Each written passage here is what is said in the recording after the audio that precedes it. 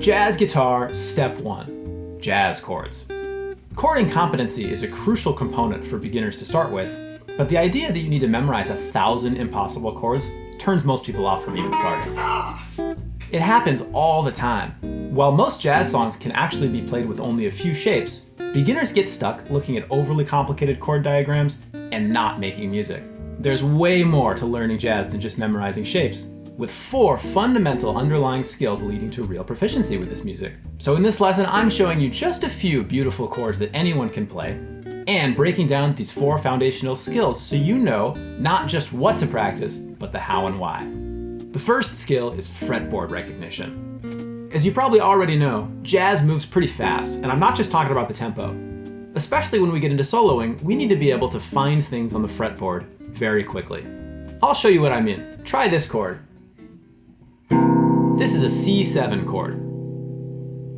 Right off the bat, you may or may not recognize that this note on the A string here is a C. That note is called the root of this chord. Every chord has a root, and the name of the root note will match the name of the chord. So we're playing a C7, therefore the root note is a C. Don't worry, you don't need to have the name of every note on the fretboard memorized. In fact, this is a great way to start learning the fretboard. You'll start with a cheat sheet like this one. And as you play through songs slowly, you'll gradually and organically memorize some locations without even really trying. So play that C7 again, and use that cheat sheet to verify that the root is on a C. Once we've got that C7, next I'm going to ask you to play an F7. To do this, all I have to do is keep my fingers in formation and move them so that the root note lands on an F. Check that cheat sheet and you'll see I'm aiming for the 8th fret. F7. Next we'll head back to that C7, and I want you to build a good habit of figuring out where you're aiming for before you start moving. So always say out loud, C7, 3rd fret, and then move. Next we need to find a G7. So scan through the cheat sheet to find a G, and I'll say out loud, G7, 10th fret. And one more time, we'll say C7, 3rd fret. Saying the chord name and the fret number out loud like that is going to supercharge your brain's ability to put it into memory. And all the while, we're working on real music. Those are the chords to C Jam Blues by Duke Ellington. Notice that the root notes for all 3 of those chords were on the A string. But now, try this chord. This is also a C7, but now the root is on the E string. To begin working on the skill of fretboard recognition, we have to learn 2 different ways to play every chord. One rooted on the E string and one rooted on the A string. Let's revisit C Jam Blues and you'll see why this is an advantage. Let's do C7 on the E string here.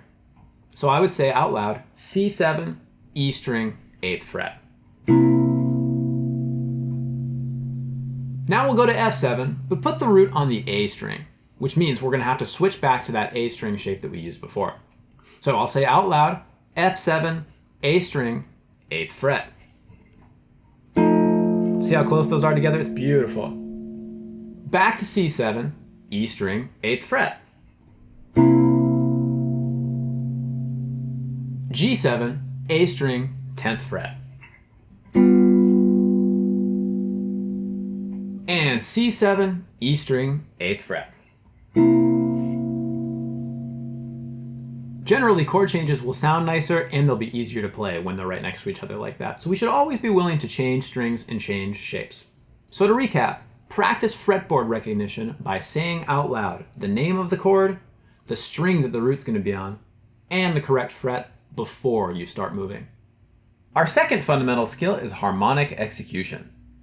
Jazz standards were written by people like George Gershwin, Billy Strayhorn, Cole Porter. These are true harmonic geniuses, and their songs do call for some pretty specific chords. Good harmonic execution just means that we need to play chords that are close enough to what Gershwin intended that he's not going to be rolling over in his grave. Don't be intimidated though, because we really only need a few shapes to get started. Let's go back to that F7 chord we played. F7, A string, 8th fret.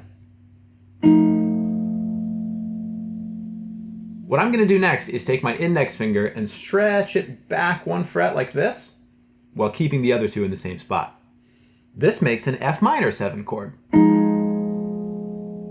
Notice that the root is still in the same spot on the 8th fret of the A string, so it makes sense that this is still an F chord of some kind. The difference of the formation of my other two fingers in relation to the root, that's what makes this chord a minor 7 chord instead of just a regular F7. And then for one more chord, what we'll do is move that index finger back where it was and kind of do the opposite move. Take your 3rd finger up a fret, and this makes F major 7. Major 7, minor 7, and dominant 7 are what we call the 3 basic chord qualities that we're going to start with. Of course, there are lots more chord qualities, but for phase 1, I would highly suggest you stick with just these 3 while you work on harmonic execution and fretboard recognition. Just like before, those were all the A string root versions of our chords. Of course, we also have E string versions to learn.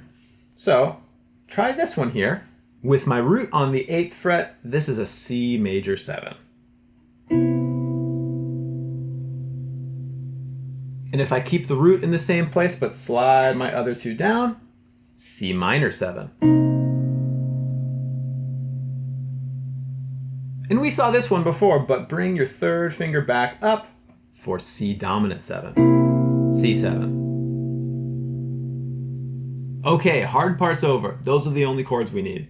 Now we can get started on some application. But first, just a little bit of context for the music theory lovers. Don't worry if all this goes totally over your head. These shapes that I showed you today are called shell chords. Now there are some different definitions out there, but generally we think of shell chords as containing the root and the 3rd and the 7th of the chord. That's it. So I think of these as just the important outer shell of a chord with some of the bulk scooped out. For lay people, that means they're great for beginners because they're easy to play and they really explicitly show you the sound of each chord quality. A song to play might look something like this. We have all the chords listed out here. Our first job is just to go real slow and practice recognizing the right spot on the fretboard and executing the correct harmony. So here's my thought process. C minor 7, and I'll use my cheat sheet to see E string 8th fret and make it a minor 7 with this shape. Next is F7, and I can see I want to put that on the A string 8th fret with the dominant 7 shape. F7. You see how I figure all that out before I move? That's important. B flat major 7, E string 6th fret.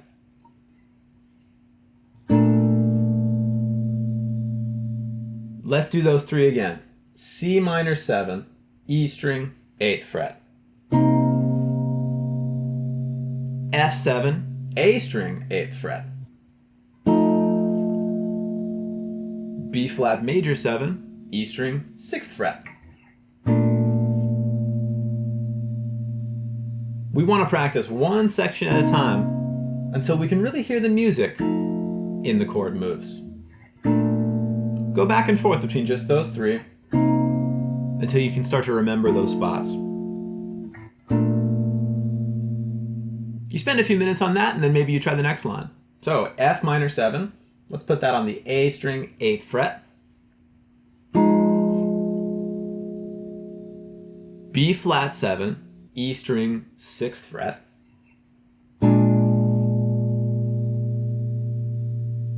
And E flat major 7, A string 6th fret.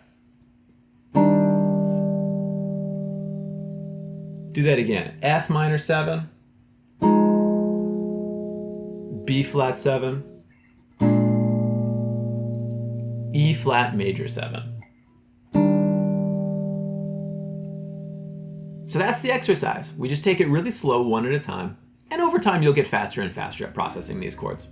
Often the sheet music will have more complex versions of these chords that we learned. Now, since I want you to focus on memorizing just these couple of shapes, I give you total permission for your first few weeks. You can ignore all that extra crap and reduce each chord down to the shell chord that seems to make most sense.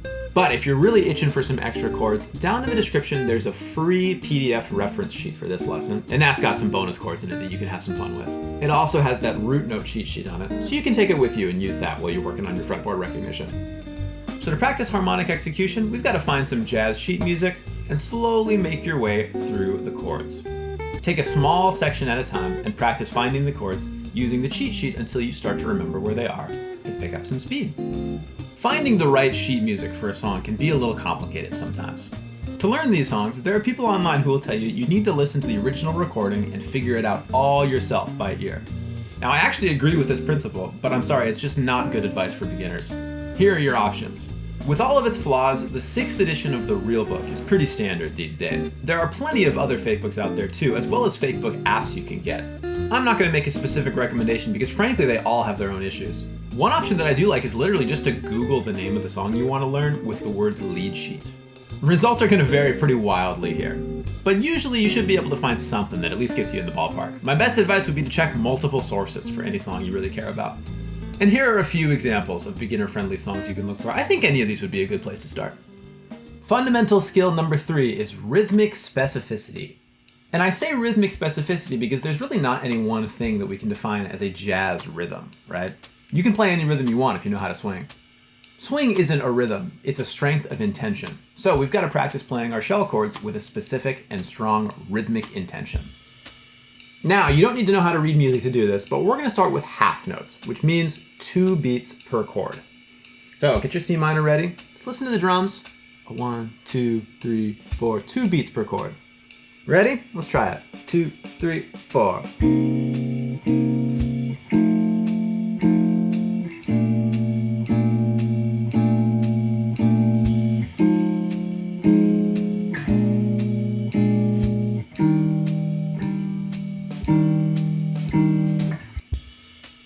Now as a level 2, we can practice with long notes as well as with short notes.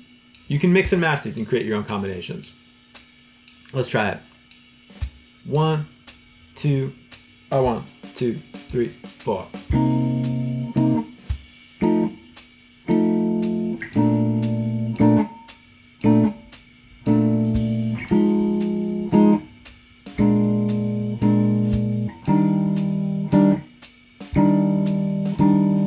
Once that feels really easy, for a challenge, you can practice pushing your half notes 1/8 note ahead of the beat. Now, this is fairly straightforward to do if you know how to read music. We'll push the half note on beat 1 to the end of 4, and we'll push the half note on 3 to the end of 2. And if you don't know how to read this music, I would invite you to check out the guide on my channel. It's easy to follow and it'll get you up to speed with this stuff pretty quickly.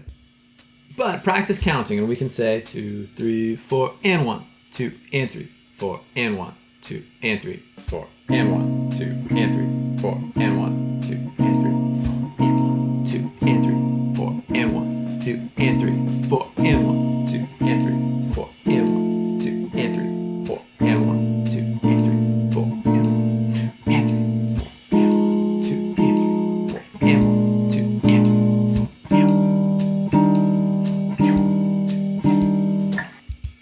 Put that all together and you'll get something like this. 1, 2, 3, 4.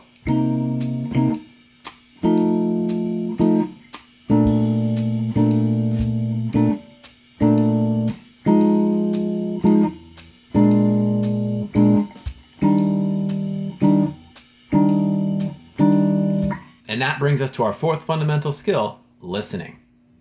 Listening is how we'll build a jazz vocabulary. Jazz really is one of those things where it's not about what you know, it's about how you use what you know to say something. So think about how babies learn language, right? The first year is all about listening before most people even figure out how to say one word. Now, you are smarter than a baby, so you'll be able to learn some words quicker. But we want to have the mindset of a baby, absorbing and babbling, trying to make sense of the sounds that we hear. You've got to spend time listening to records. Now everybody's got their favorites, but I'll put some of my recommendations up. These are albums that really helped me get into the language of jazz when I was starting out. Try to sing along to these records. Once you get pretty comfortable with the chords to a song, find a recording and see if you can practice matching up your chords with the band. And lastly, it's no substitute for the records, but you can practice playing chords along with one of those backing track apps, or even just find some good backing tracks on YouTube. I highly recommend Phil Wilkinson. I think he's got the best backing tracks around. While jazz is a complex music with a lot of particular details, it doesn't have to be hard to learn. Be willing to practice methodically, work on shell chords a little every day, and keep your focus on building the underlying skills: fretboard recognition, harmonic execution, rhythmic specificity, and getting immersed in some jazz vocabulary with listening. Once again, be sure to get the PDF down in the description. And as of this recording, I do have a couple of spots open for private guitar students if you want help taking this to the next level. So check the description for more info, or just subscribe and stay tuned for the next lesson. Thanks for your attention, and have a lot of fun practicing.